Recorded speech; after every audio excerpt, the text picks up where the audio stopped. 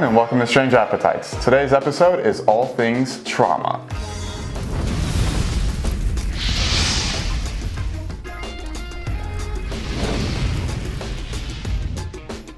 So, would you say that there is, though, one thing that you feel like was more traumatic and is the most traumatic thing that has ever happened? Or would you say it's like, it's all kind of just equal level for you? No, there's definitely different levels of certain things that I've been through with trauma. Like obviously my mom passing is like by far the most. The most. I'm still not over it to this day. You know what I mean? So that wasn't that long ago. Right. It's about 10 months ago. Yeah. But that was by far mentally, emotionally draining, more than anything I've ever been through. Yeah. So that in comparison to not having too much when you're younger, or even a teen, it's not so bad because your mom's there, your brothers and sisters are there. But when it's someone passing and just no coming back from that, that is a level of just mental and emotional stress, sadness, happiness that my mom was probably finally actually happy and not stressful. You know what I'm saying? So I think that is the one thing that me and my sister and my family talk about, at least she's happy though. At least she's, in heaven. And we know that, I know it sounds corny, but psychics and the medium, whatever. I didn't even tell you about that yet. My sister just went to a medium 2 days ago, and it's a whole other story. But my mother was asking about me basically. You know what I'm saying? Yeah, there's this famous, from Long Island, she's a medium, her name is Teresa Caputo. And she came out here to do a show, and she walks up and down the aisles and she'd be okay, one was, did someone lose a child in a motorcycle accident? And the guy was oh, my son, you know? So then she got over by my sister's row and she was did someone's mother pass away recently and she was intubated? I'm saying that word wrong, but intubated? Yeah, you're good. But it's the thing in her mouth or whatever. And my sister was well, I'm not sure. My sister didn't want to jump up and be oh, that's me. So she was kind of just sitting there.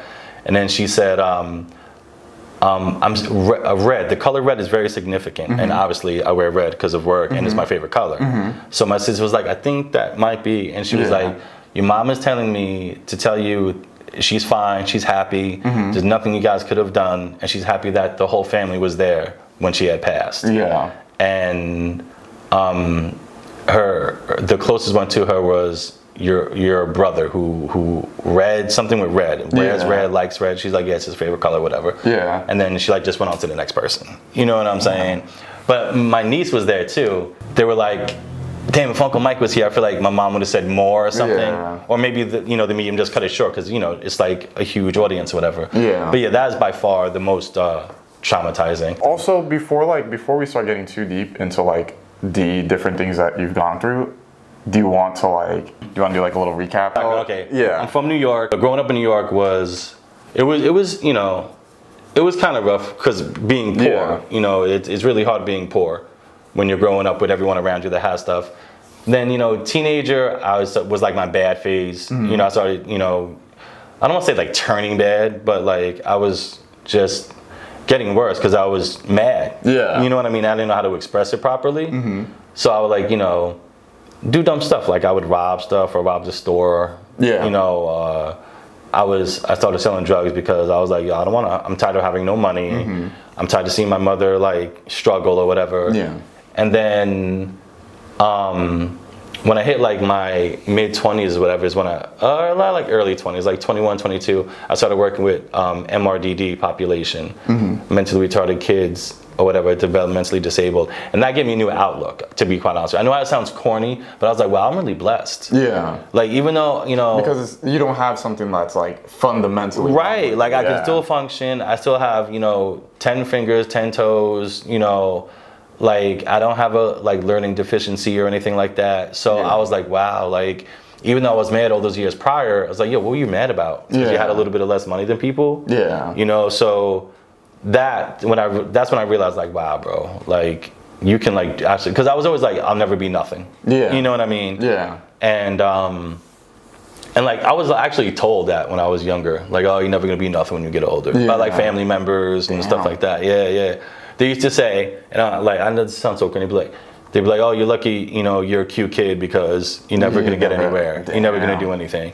And after a while of hearing that, you start to believe it. Yeah. Because like, say you try for something and it didn't work, like even something as small as like trying out for a baseball team or something, and then, like if I didn't make it or whatever, I'd be like, damn, they're right. Yeah. I can't do anything. And it like starts to settle in. Yeah, it becomes like a real psychological like issue, Yeah. And but then when I was working with the MRDD population, I was like, oh wow, like I'm like really am blessed. You know what I mean? Like I can think. I know it sounds corny to say like, oh, I can think, but these kids can't think for themselves. And they can't bathe themselves. They can't brush their teeth. And it's like terrifying because if you think about it, it's like imagine being in a body like that, and this is working. Well, right. But this isn't like right. And so like you can't express yourself in the way that everybody else can. Right. And especially if like, because I don't think there's really a lot of cases where they are conscious of that, where they're like, man, there's something wrong with me and I can't tell you like what it is. Yeah. But if that's the case,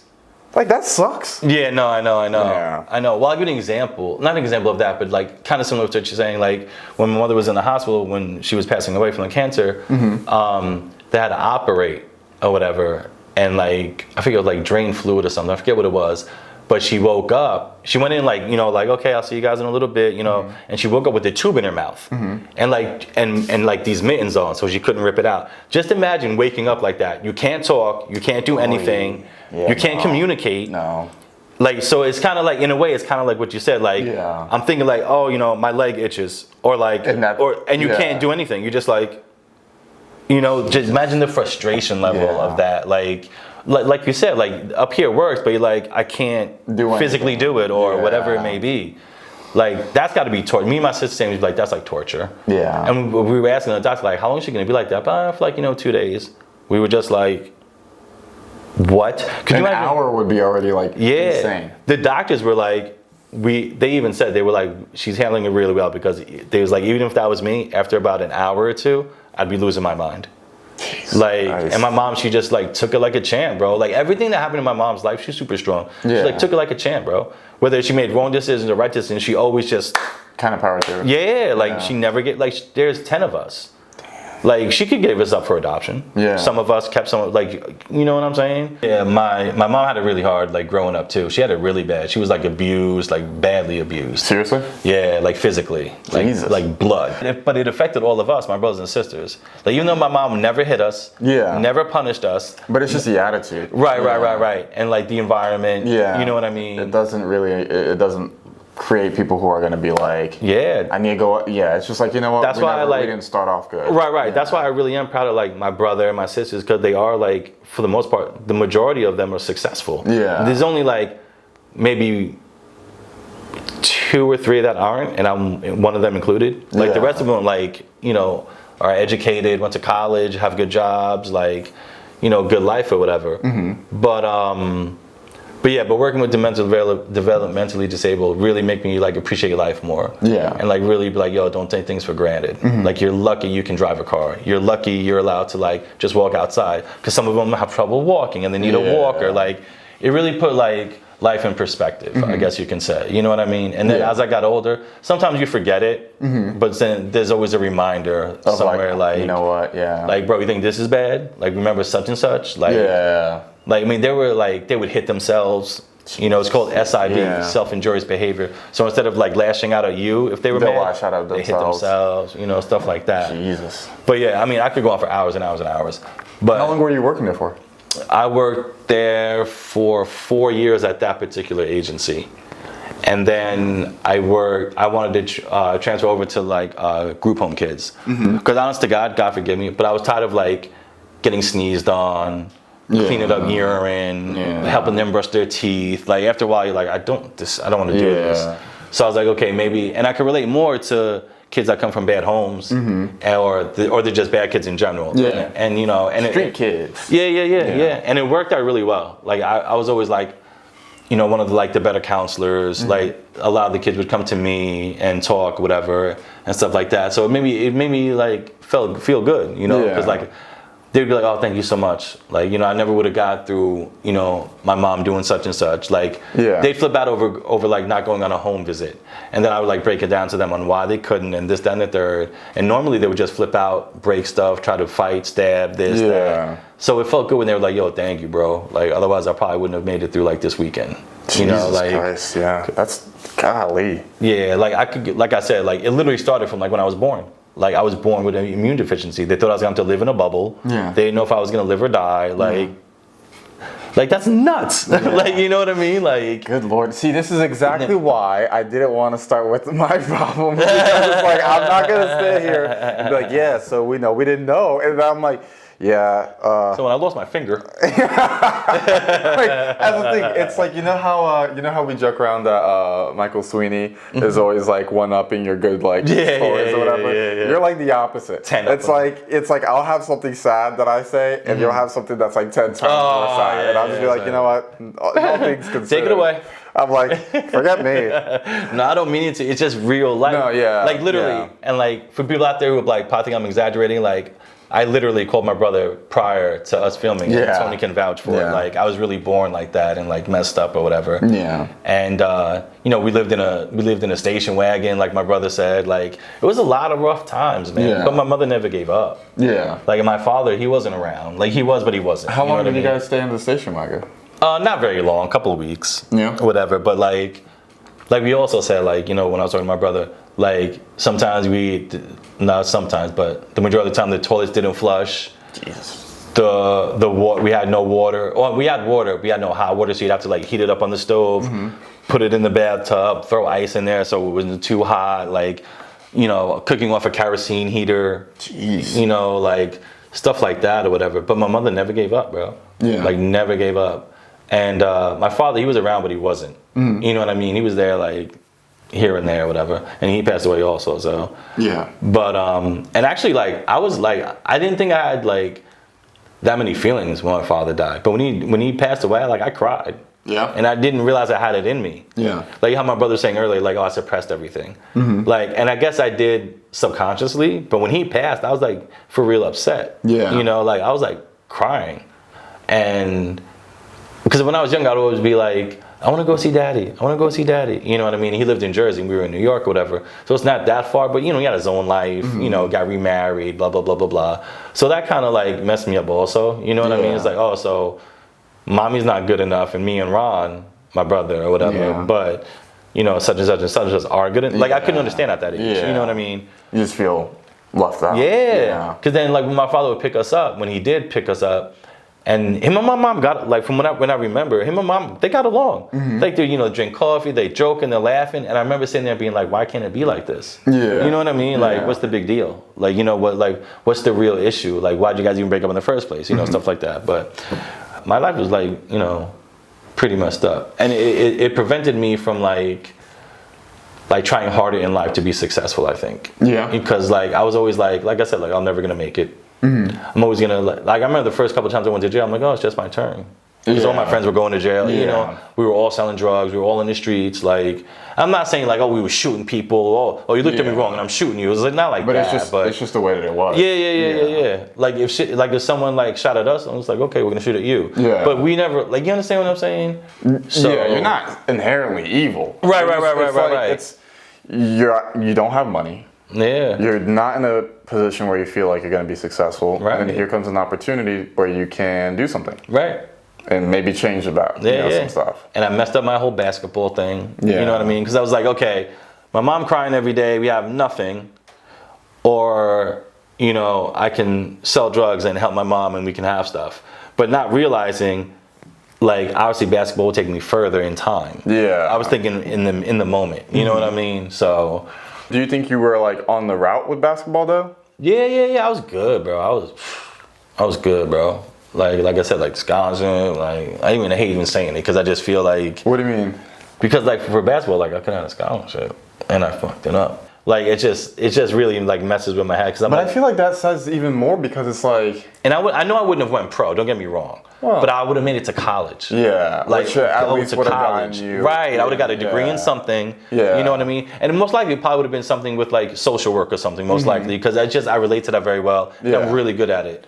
So that I excelled in it so fast. Yeah. That's why, like in New York, I didn't have a degree or anything. Yeah. But they just gave me a shot and I excelled. So, but yeah, like with basketball, oh my God, bro, I would live and breathe basketball every single day. So what happened? You got the scholarship, and then did you decide to not? I was like 16, and my coach, Joseph Jones, whatever, he was about to take an assistant coaching job at Hofstra University in New York. And he was just like, listen, go to class. Because I wasn't going to class. You know, he's like, go to class. He's like, I didn't realize how good you were. He's like, go to class. Keep playing basketball. He's like, and I'll put in a word for you. I don't know why I'm whispering it. Yeah, I was about to say. Because I'm just so embarrassed of it. It's all He's good. like, I'll put in a word so you can get the scholarship. Because, you know, it's like you have to like know someone and, you know, show that you can play to, you know, get a, and it wasn't a full ride. It was a partial, but still, you know, and I just didn't do it. It went to my head. Yeah. Because I'm like, oh, I'm good at something. Like, you know what I'm saying? But do you feel like it was that idea of like, oh, I'm good at something, but do you think you ever feel like it's like, oh, but if I'm good at it, like it's only a matter of time till I like mess it up, so I might as well? No, not with basketball. Yeah. It's funny you say that because with everything else, yes. Oh, really? It was like, yeah, you know, I'm good at this now, but I'm gonna just mess it up down the road. So why even continue to try? Yeah. But with basketball, I just loved it so much because I didn't think about anything. I didn't think about my life. I didn't think about anything. It was just like in the zone basketball. Yeah. My friends are there and playing against like, you know, other competition. Like I was just in the zone, you know. Yeah. And it was a getaway. Like literally, it was like therapy, and I loved it so much. So I think, like, I didn't think like I'm just gonna mess this up. I was just like, oh look. Look at me now. Yeah. You know what I'm saying? Like, finally it was my time to be like, you know, on my high horse, I guess you could say. So I just messed it up. I continued not to go to class. Kept playing basketball, but I didn't go to class. And you can't do that. Like, you have to go to class. You have to have a certain GPA. Blah blah blah blah blah. And I didn't do it. And I remember him. He was the guidance counselor. And I remember him pulling me in his office and be like, "Yo, what are you doing? Yeah. Like, do you realize?" That you're just kind of like throwing away this, Like I would show up to practice. I used to walk in the snow to practice because varsity started first and then JV was started later on in the day. So I would go home. I lived somewhat close to the school. No, not really. But I would like walk in the snow just to go to practice because I loved it that much. Like full blown snow. Jesus. Yeah, because New York, they don't play over there with snow. Yeah, it's crazy. And then like, you know, I started practicing with varsity. And I was killing these dudes. Yeah. Like, you know, like, killing him, you know what I mean? And he's like, and he was just like, yo, what are you doing? He's like, don't you realize the opportunity you're gonna have if you just go to class? Yeah. He's like, your skill ain't the problem. It's your just, academic. Academically, you're fucking up. He's like, and I've talked to your teachers. It's not that you don't understand the material. You're just not going to class. Yeah. And I was like, I know. But, you know, I was selling drugs at the same time. Yeah. Hanging out with friends. You're already like, I can't. Yeah. And then I was like, that's when I was like, okay, what do I do? Because on one end, it's like, you keep going and maybe make some money down the road. Right. Meanwhile, your family's still in the same position. Right. Or switch over and do what you got to do and be a man. And it's easy to be like, yo, man up, go to school. Yeah. But when you're coming home every day. But that doesn't feel like it's manning up. Especially at that age, in your head, you're not thinking man up, go to school. You're thinking man up, go out and do what you got to do. Right. Yeah. Because I was literally like 15, 16. And I was just like. You're not thinking that way. Yeah, I'm like, you're going home to a nice home. I'm going home to nothing. Yeah, you don't like, you know what I mean? What like, I'm going through. Yeah. Like, we like it's not like we were starving every day. Like we always had food. Yeah, but whether she would get it from churches, whatever. It was just the other things. Like I said, like the toilets didn't flush. Yeah. Sometimes we wouldn't have heat. Yeah. Like the stove wouldn't work.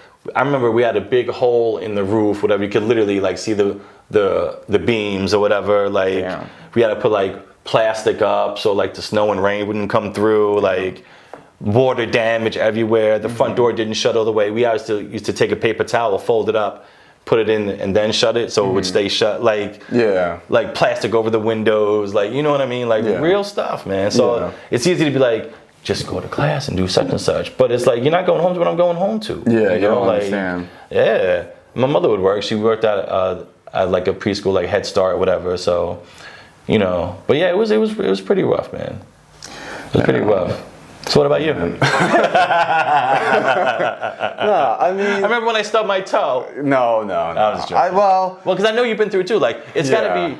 Now let's look. It's got to be rough coming from Brazil, not speaking the language. Well, the thing is, it's like that part is the stuff that I feel like, because there's so much stuff that I think because we gotta also understand, like, you're at a certain point in the road where I feel like you can look back and be like, yeah, this is what happened. Yeah. Oh, because of my age. Yeah, that's not too far. I'm 45. He's 20. He's like 24 years younger. Oh my lord. Yeah, he's very intelligent, way smarter than me. Oh my lord. But no, I just feel like it's like it feels like when I start thinking about some of the stuff that's happened, like it's still very recent, and so that's why like it's like fresh. Yeah. So like I don't talk about it as much, and I'll talk about the things that to me it's like it does feel a little bit like. It was like such a minute or maybe like a problem that I don't mind talking about. So I don't mind talking about like, yeah, it was tough because like I came into the country and I didn't speak English and stuff like that. But like the story of how we ended up going to Brazil, what happened while I was in Brazil, and then the crazy stuff that happened to get back into the States. Like there was a lot of different things that it's like a lot of it goes into my parents' divorce. A lot of it goes into things that my mom had going on with her at the time. Right.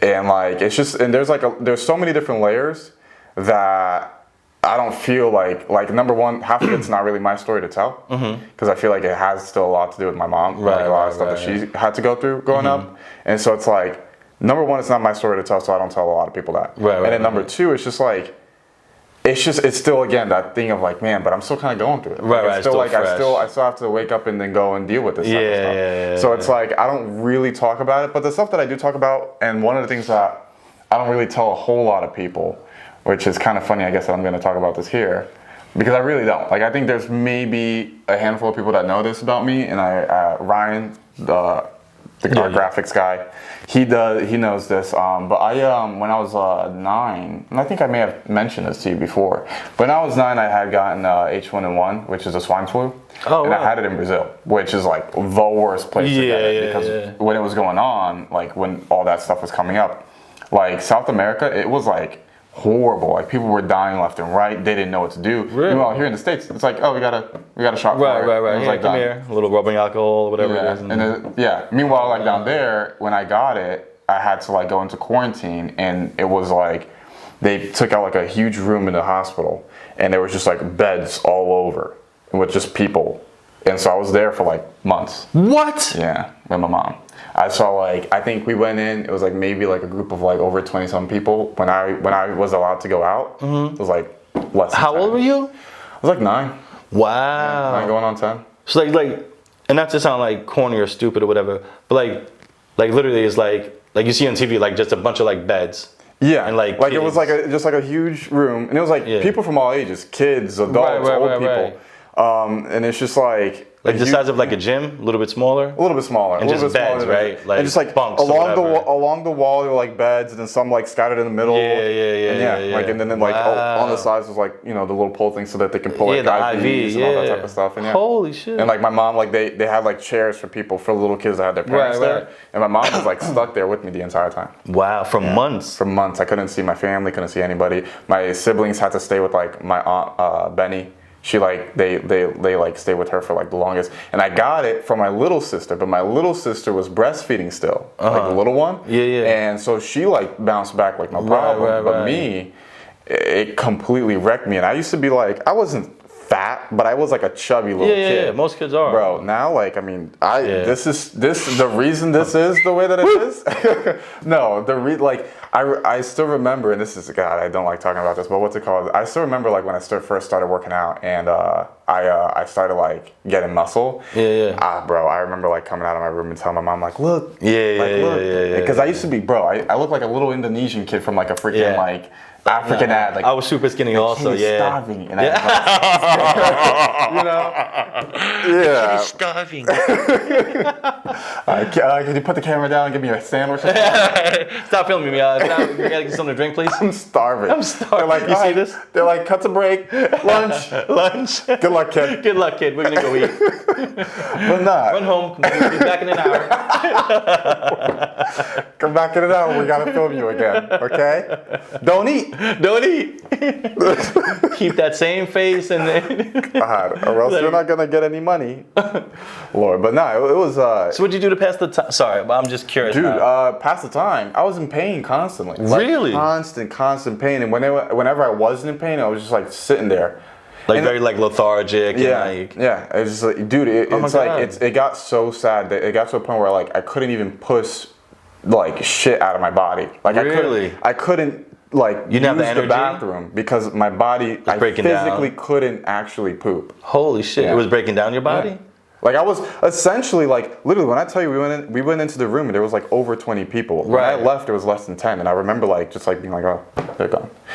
Yeah. See, that's gotta be rough at that age, man. Yeah, and that's why like I feel so bad because my mom's very Latin. My family's very, very Latin. So Right. when it comes to like death, it's like, especially when they start getting older, I feel like that's all that everybody talks about. And so it's like, oh, did you hear so and so died? Oh, and my mom gets affected by it so much. Yeah, It could be somebody that like we met once. And she's like, he's dead. And it's like for the rest of the day, you kind of see her and you're like, what's wrong? She's like, oh, nothing. I was just thinking about so and so. I'm like, Mom. She takes that like type of stuff really serious. But for me, and I think it has to do a lot with the fact of being in that room and seeing that type of stuff. Right. Death to me is like, No, I know. it does not really affect me. No, that I know. much. I know. I Like, can tell. I can. The last person that I had recently passed was my great grandmother. When she died, like I cried. Right. But like in the moment, like I was just kind of like when everybody was like, "Oh my God," and I was just like, Yeah. You know, not to put it back, but my little brother, and he was very close to my mother too. He didn't cry at all. "Really?"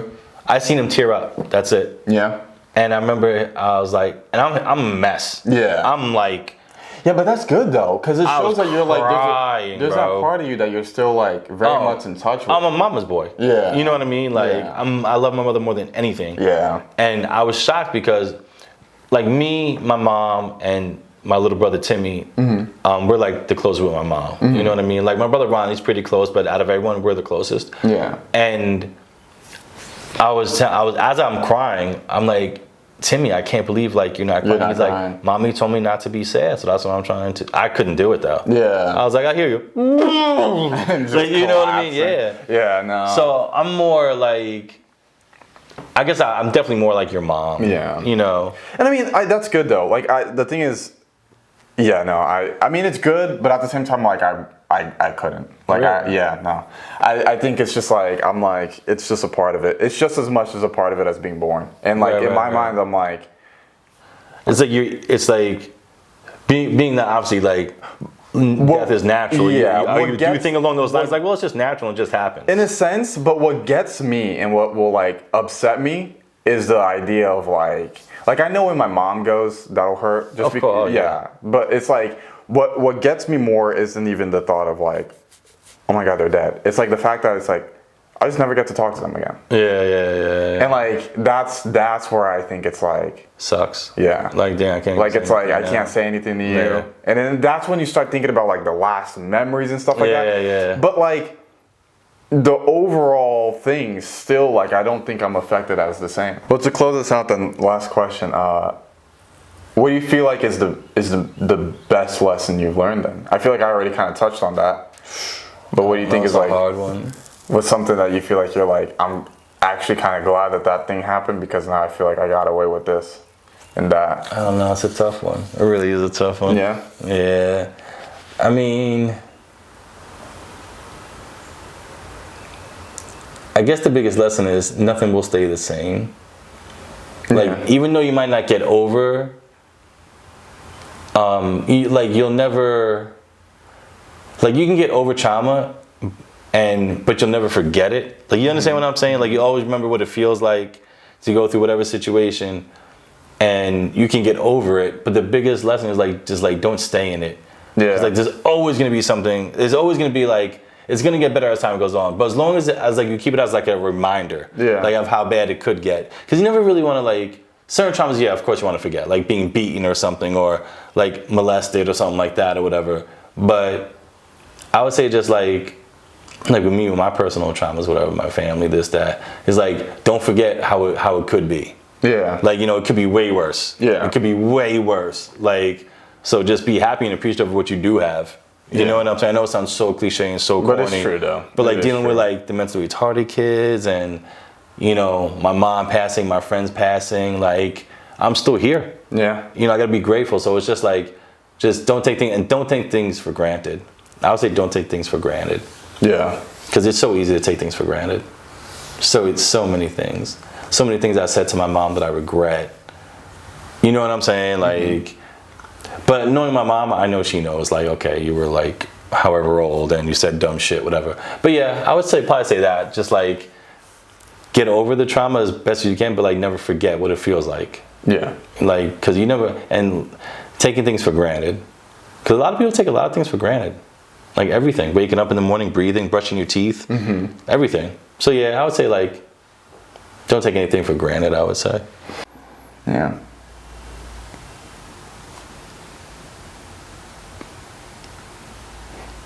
Face.